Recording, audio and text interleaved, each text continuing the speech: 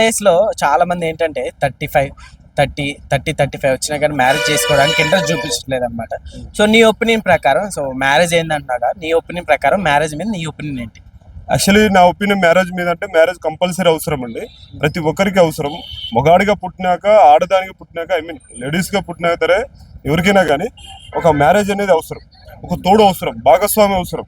ఇంకోటి ఏంటంటే మ్యారేజ్ కాకపోతే ఒక రకంగా చూస్తారు. మ్యారేజ్ అయితే ఓకే, సంసారం ఎలా నడుస్తుంది ఏందని నడుస్తారు. ఇక్కడ 35 మీరు అనే క్వశ్చన్ ప్రకారం నేను అడుగుతూ చెప్తున్నానండి. 35 ఇయర్స్ కూడా వచ్చినా కూడా పెళ్లి చేసుకోవడానికి కారణం ఏంటంటే సంపాదన, మనీ ఎర్నింగ్ చేయాలి. ఎంత ఎర్నింగ్ చేయాలంటే లైఫ్ సెటిల్ అవ్వాలి. వచ్చే లేడీస్ను భాగస్వామి బాగా చూసుకోవాలి, పార్ట్నర్షిప్ను బాగా చూసుకోవాలి. పార్ట్నర్షిప్ అని చెప్పేసి కొన్ని లక్షల రూపాయలు పోగు చేసుకుంటారు, ఆదా చేసుకుంటున్నారు. సో ఆ మోజులో పడి ఏం చేస్తున్నారంటే మ్యారేజ్ని నెగ్లెక్ట్ చేస్తున్నారు, అంటే డిలే చేస్తున్నారు. చాలా డిలే చేయడం వల్ల రాబోయే తరానికి ఏంటంటే ఫ్యూచరు అది మేబీ సంతానం మీద చాలా ఎఫెక్ట్ పడుతుంది. సో దయచేసి 30 లోపే 30 ఇయర్స్ లోపే 30 ఇయర్స్ లోపే పెళ్లి చేసుకోవాలి. ఎందుకంటే నేను 30 ఇయర్స్ లోపే పెళ్లి చేసుకున్నాను. నేనే కాదండి, ఎవరైనా కానీ 30 ఇయర్స్ లోపే పెళ్లి చేసుకోవాలి. 30 ఇయర్స్ లోపే పెళ్లి చేసుకుంటే కొన్ని బెనిఫిట్స్ ఉన్నాయి. అక్కడ ఏంటంటే సంతాన ఉత్పత్తికి సంబంధించి అన్ని కార్యక్రమాలు సక్రమంగా జరుగుతాయి. ఇంకోటి ఏంటంటే మైండ్ అక్కడ వచ్చే వాళ్ళకి కరెక్ట్ రీచ్ అవుతారు. ఓకే నాది ఇంత సంపాదన ఇంత ఉంది, ఇంత ఖర్చు పెట్టుకోవాలి అని ఆ సోర్సింగ్ కానీ ఆ బడ్జెటింగ్ కంట్రోలింగ్ కానీ చేసుకుంటూ ఉంటారు. ఇంకోటి ఏంటంటే 30 దాటితే కానీ వాళ్ళకు మ్యారేజ్ మీద ఒపీనియన్ తగ్గిపోయి ఏదో పెళ్లి చేసుకున్నాం, సంసారం చేస్తున్నాం. ఎక్స్పెక్టేషన్స్ వల్ల కూడా ఓవర్ ఎక్స్పెక్టేషన్స్ అట్లా దాని వల్ల కూడా చాలా ప్రాబ్లం ఏమన్నా జరుగుతుంది. ఎక్స్పెక్టేషన్ అంటే ఎలాంటివి? అబ్బాయి మీద కానీ, అవును, సాలరీ మీద, అబ్బాయికి అమ్మాయి మీద కానీ. మీరు అన్నట్టు ఒక క్వశ్చన్. ఇప్పుడు ఒక అబ్బాయికి పలానా ₹1,00,000 ఉండాలి, వానికి ఒక ఆస్తులు ఉండాలి, ఒక 10 ఎకరాల పొలం కానీ 5 ఎకరాల పొలం కానీ లేదా ₹1,00,000 శాలరీ కానీ ఉండాలని వాళ్ళ అమ్మాయిలు ఎక్స్పెక్టేషన్ బాగా చేసుకుంటారు. అమ్మాయిలు కాదండి, అమ్మాయిల తల్లిదండ్రులు కూడా ఏం చేస్తున్నారంటే అబ్బాయికి శాలరీ తక్కువ ఉన్నా పర్లేదు, ఆస్తులు ఉన్నాయి లేదా. ఒకవేళ ఆస్తులు లేకపోతే శాలరీ ఎక్కువ ఉండాలి. ఎక్కువ అంటే 1,00,000, 1,50,000, 2,00,000 ఉండాలి. సో అలా ఉంటే నా అమ్మాయిని సాకగలరు, నా అమ్మాయిని బాగా చూసుకోగలరు మా అమ్మాయిని అని చెప్పి చాలా మంది తల్లిదండ్రులు పిల్లనిచ్చబోయే తల్లిదండ్రులు అమ్మాయి తల్లిదండ్రులు ఈ విధంగా ఆలోచిస్తున్నారు. సో దీనివల్ల కూడా డిలే అవుతుంది.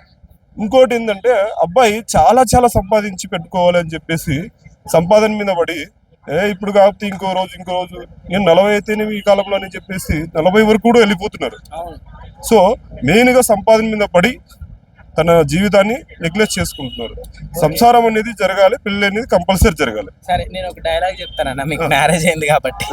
సో ఒకప్పుడు 100 అబద్ధాలు ఆడైనా కానీ ఒక పెళ్లి చేయమన్నారు. సో ఈ రోజుల్లో అది సాధ్యం అవుతుంది అంటారా? ఒక్క అబద్ధం అన్నా అది పెట్టాకలా ఎలా కనిపిస్తుంది, నిజంగా అది సాధ్యం అయిద్ది అంటారా? పక్కా సాధ్యం కాదండి. ఎందుకంటే ఆల్రెడీ సీసీ కెమెరాలు, నెట్వర్క్ ఇవేంటంటే చాలా అసలు నెట్వర్క్ అనేది ఇష్యూ అయిపోయింది. సో ఎవడు ఏందని నెట్వర్క్ ఆ పిల్ల తల్లిదండ్రులు కానీ ఏం చేస్తున్నారంటే వీళ్ళు ఎవరు ఎక్కడి నుంచి వచ్చారని అన్ని వెరిఫికేషన్ చేసుకుంటున్నారు. ఒకప్పుడు అంటే జస్ట్ ఊరికే అటు 7 తరాలు ఇటు 7 తరాలు చూసుకునే వాళ్ళు, ఇప్పుడు కూడా లేదు, అంత లేదు. కానీ ఏం చేస్తున్నారంటే కొన్ని ఆస్తులు చూస్తున్నారు. ఈ ఆస్తులు చూడడం వల్ల పెళ్ళి అనేది లేట్ అవుతుంది, దొరకట్లేదు సరైన. ఇప్పుడు ముఖ్యంగా వ్యవసాయదారునికి అయితే అసలు పిల్లని ఇవ్వట్లేదు. సో దానికి ఇప్పుడు ఏంటంటే వ్యవసాయం చేస్తే ఏం పాపం చూసుకోలేడు. ఆ పొలము, ఆ మన్ను పూసుకోవడం ఏంటి, ఆ మట్టి ఏంటి అని చెప్పి అంతా వదిలేస్తున్నారు. సాఫ్ట్వేర్ వాళ్ళకు ఎక్కడున్నా సరే 50,000 వచ్చినా, 60,000 వచ్చినా, 70,000 వచ్చినా, ఆఖరికి 1,00,000 వచ్చినా లేదా 30 వచ్చినా కూడా 30,000 రాని నా పిల్లను ఆ సాఫ్ట్వేర్ వాడు సాకుతాడని చెప్పి సాఫ్ట్వేర్ అని ఇచ్చేస్తున్నారు. సో అమ్మాయి జీవితం తర్వాత వాళ్ళకి తెలుస్తుంది ఎట్లయిందని. సో ఇచ్చుకోండి, కాదన్నట్లేదు, కానీ మనిషి ఒపీనియన్ బాగా తెలుసుకోవాలని చెప్తున్నాను. ఫైనల్ గా మ్యారేజ్ అనేది 35 పిల్స్ చేసుకునే వాళ్ళకి కంపల్సరీ నేను వచ్చేది ఒకటే సజెషన్. మీకు తగ్గ అమ్మాయిని మీ ఏజ్ తగ్గ వాళ్ళు కానీ మీ ఏజ్ కొంచెం అటు ఇటు ఒక 5, 2, 3 ఏళ్ళు డిఫరెంట్ ఉన్న అమ్మాయిని చేసుకోండి. అంతే తప్ప మీకన్నా చాలా చిన్న అమ్మాయిని చేసుకోవద్దని చెప్తున్నాడు. అంటే సంతానోత్పత్తికి సంబంధించి కొన్ని కారణాలు వస్తాయి, కొన్ని ఎఫెక్ట్స్ పడతాయి సంతానం మీద.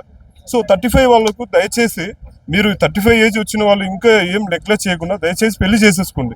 ఇంకా 40 వాళ్ళకి నేను ఏం చెప్పలేదండి. ఆటోమేటిక్గా డాక్టర్ దగ్గరికి వెళ్తే వాళ్ళే చెప్తారు.